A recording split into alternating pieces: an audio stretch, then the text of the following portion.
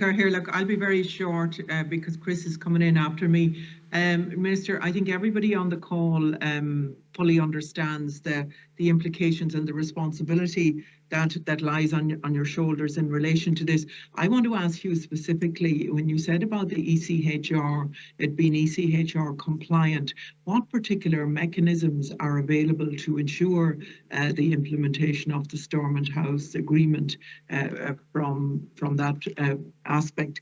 And also, can there be, continuous communication with the families? Because if we lose the relatives and the relatives for justice in this process, then I think immense damage will be done. Gormagat. I'll hand you over to Chris. Okay, sorry, Rose, is somebody else coming in? Have you there? Yes, Chris is coming in. Oh, sorry, excuse me, I couldn't hear you clearly. Go ahead, Chris, yeah. We can't hear you, Chris. You have to switch your microphone on. We still can't hear you.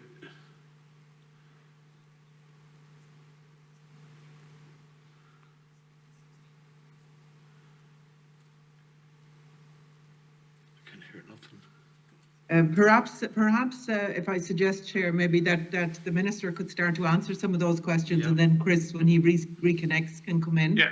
Thank you. Yeah, no, I'm happy to do that if that's okay with the Chair. Yeah, no, that's fine.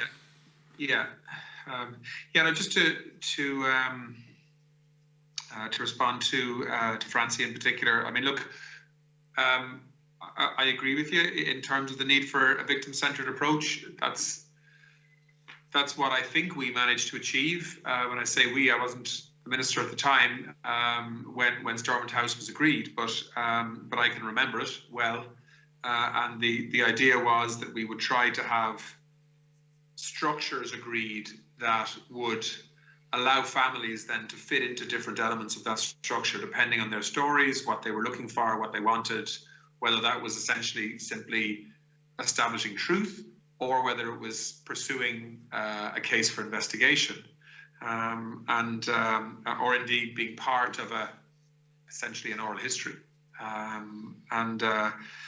So, if there is a new approach being proposed now by the British government, well, first of all, that hasn't been published yet, even though I think many of us have a pretty good idea what's in that.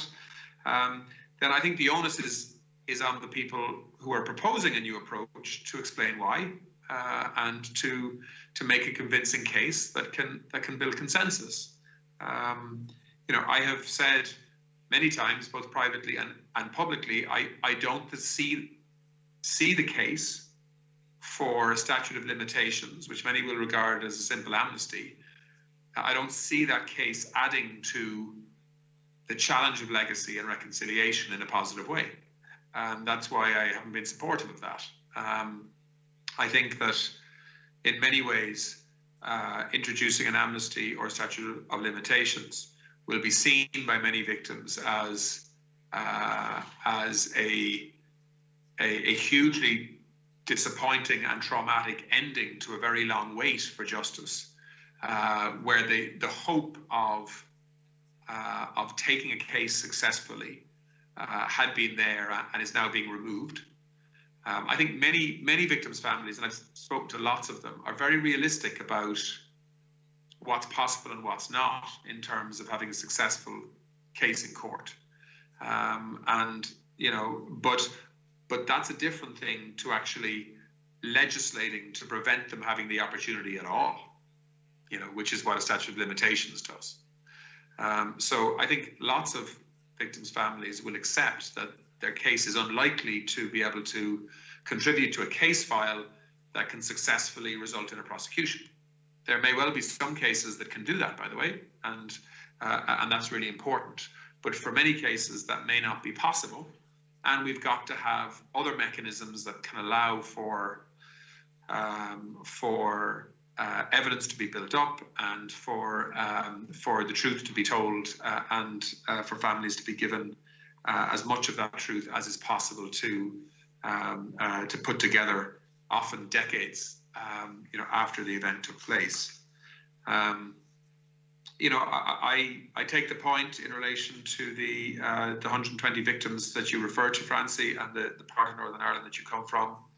And, you know, you make the point, as I think I have as well, that many victims and victims groups, including the Ballymurphy families, have expressed real concern at a move away from the Stormont House structures and process, because they felt that was a credible way to pursue cases. You know, your question, are the UK government just delaying? No, I don't think they are, actually. I think, to be fair to the British government, they want to move this issue on.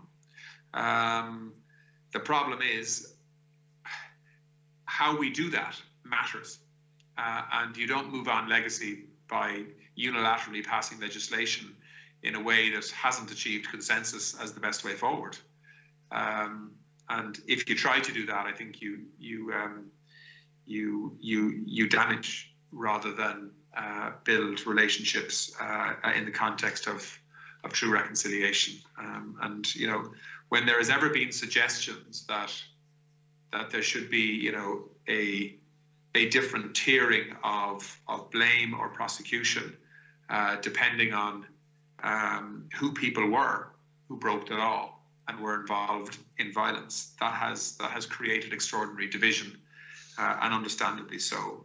And so, you know, in my view, that's why a court process and an investigation process where evidence is put together, cases are made for and against, is still a very important part of the legacy process for many families.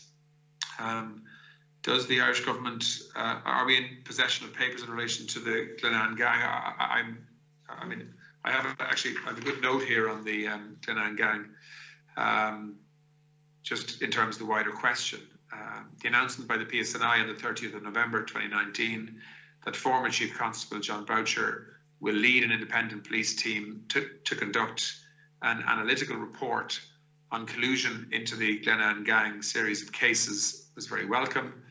During the BWIGC, I raised the issue and I underlined the importance of this process being supported in bringing its work to a successful conclusion. The government is supportive of facilitating this investigation, subject to the requirements of the law, as we have other investigative processes in Northern Ireland. As we have other investigative processes in Northern Ireland. Chief Constable Boucher is in a position to seek the cooperation of the Gardaí through the framework of the mutual legal assistance, which underpins the excellent cooperation that exists between the Gardaí and the PSNI more broadly. And it's welcome also that Chief Constable Boucher has met already with many of the victims' families, and that he has confirmed that he will conduct his work in ongoing liaison with them. And it's hoped that the report being conducted by Chief Constable Boucher will contribute to the long process of justice, truth and acknowledgement of what happens in many of these awful cases where collusion was undoubtedly a feature. So, you know, we have a process there that I think people have increasing faith in, which is good.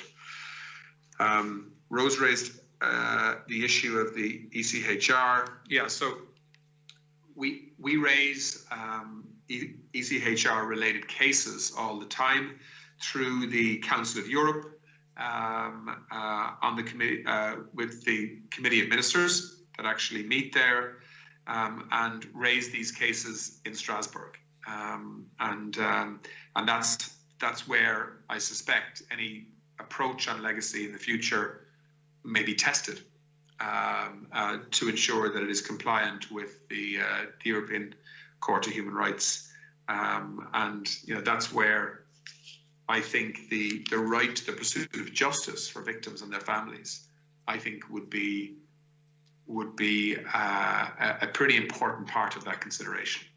That's what I'd say. Like, I mean, I can't give you a definitive ruling at this stage in advance of that, but from our experience, our understanding is that the bar would be pretty high to justify introducing a broad amnesty for a whole period of time of Northern Ireland's history, which was a very brutal and violent period. when so many families have been attempting to pursue a course of justice and truth recovery for a very long time. But look, let's wait and see where that goes.